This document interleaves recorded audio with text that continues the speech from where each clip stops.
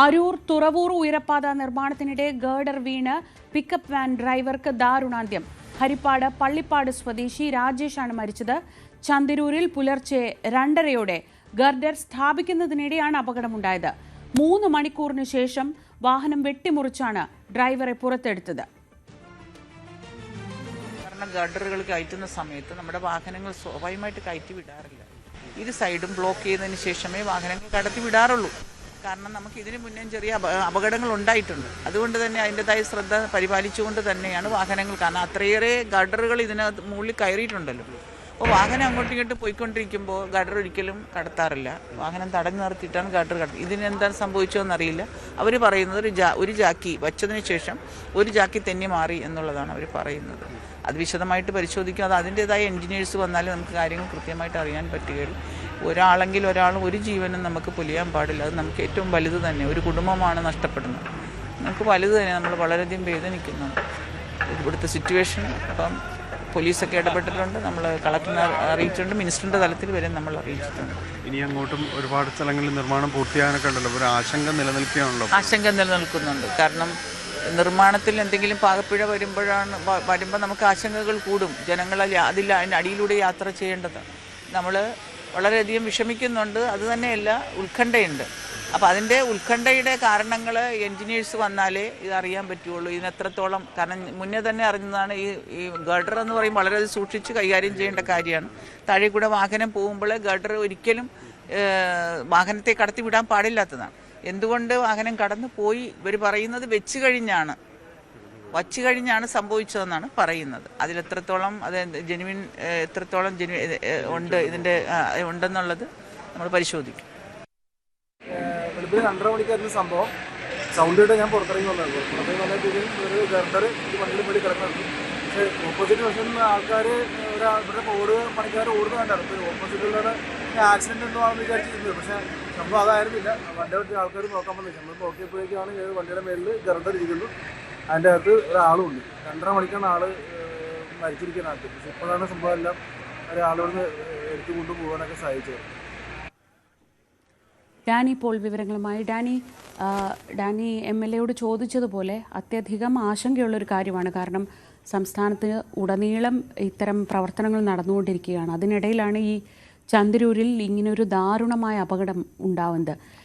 എന്താണ് സംഭവിച്ചത്? ഇപ്പോൾ ഈ പറയുന്ന പോലെ നിർമ്മാണ പ്രവർത്തനം നടത്തുമ്പോൾ സാധാരണഗതിയിൽ നമ്മൾ കണ്ടിട്ടുള്ളത് രാത്രിയൊക്കെ വാഹനങ്ങൾ വഴി തിരിച്ചു വിടുന്നതാണ്. ഇവിടെ എന്താണ് സംഭവിച്ചതെന്നാണ് നമുക്ക് പ്രാഥമികമായി അവിടെ നിന്ന് ആൾക്കാരോട് സംസാരിക്കുമ്പോൾ അറിയാൻ പറ്റുന്നത്.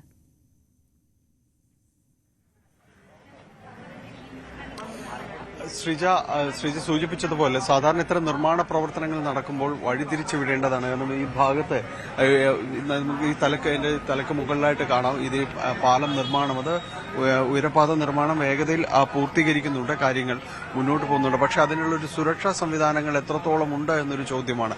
ഈ കാണുന്ന ഗർഡറുകളിൽ ഒന്നാണ് താഴേക്ക് വീണത്. ഈ ഭാഗത്താണ് ഇപ്പോൾ കാണുന്ന ഈ മുകളിൽ കാണുന്ന ഈ ഒഴിഞ്ഞ ഭാഗത്ത് അവിടെ നിന്നാണ് ഗർഡർ താഴേക്ക് വീഴുന്നത്. ഇവർ പറയുന്നത് നേരത്തെ MLA ജലീമ സൂചിപ്പിച്ചതുപോലെ അതിന്റെ ജാക്കി തെന്നി മാറി എന്നതാണ് ഇവരുടെ പ്രാഥമികമായ അനുമാനം. പക്ഷെ അതല്ല, ആ രീതിയിലേക്കല്ല ആ കാര്യങ്ങൾ വേണ്ടത്. കാരണം കൃത്യമായ സുരക്ഷാ മുന്നൊരുക്കങ്ങൾ ഇവിടെ സ്വീകരിക്കേണ്ടത്. ഈ ഒരു കൂറ്റൻ ഗർഡർ, അത്ര കണക്കിന് ടൺ കണക്കിന് ഭാരമുള്ള ഒരു ഗർഡർ വന്ന് താഴേക്ക് വീഴാനുള്ള ഒരു സാധ്യത ഇതെല്ലാം തന്നെ പരിഗണിക്കണം. കാരണം താഴെ ഭാഗത്ത് വാഹനങ്ങൾ കടന്നു പോകുന്ന സാധ്യതകൾ കൂടി ഇതെല്ലാം തന്നെ പരിശോധിച്ചും കണക്കിലെടുത്തും വേണം അത്തരം കാര്യങ്ങൾ നിർമ്മാണങ്ങളെല്ലാം തന്നെ പൂർത്തീകരിക്കേണ്ടത്.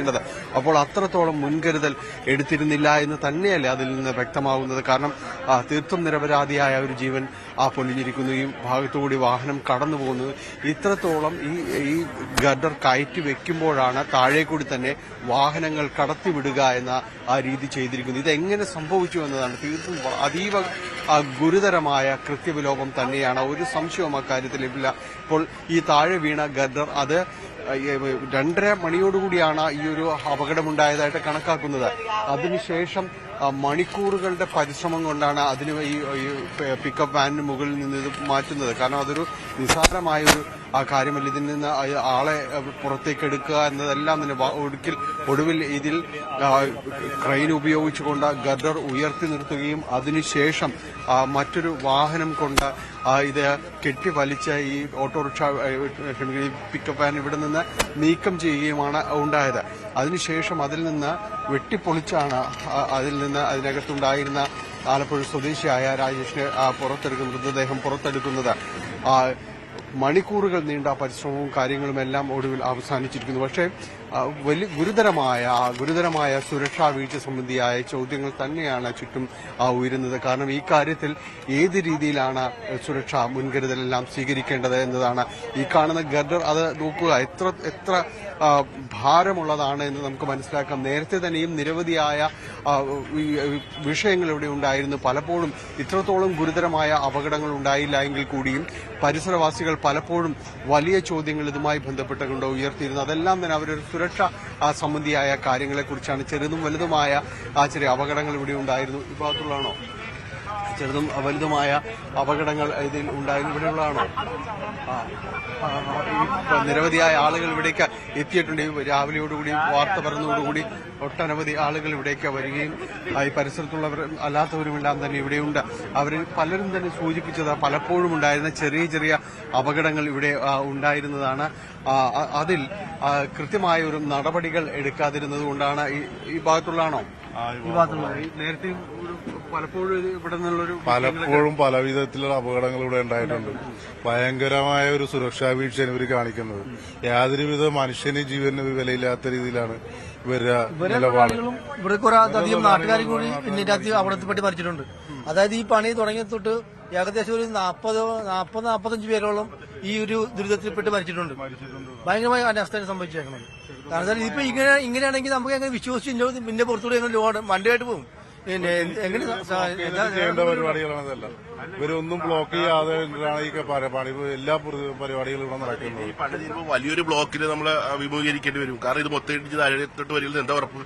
ഇവരുടെ പണിയിൽ ഭയങ്കര വീഴ്ചയാണ്. കമ്പി എല്ലാ രീതിയിലും ഇത് വളരെ മോശമാണ് ഇവരുടെ പണി.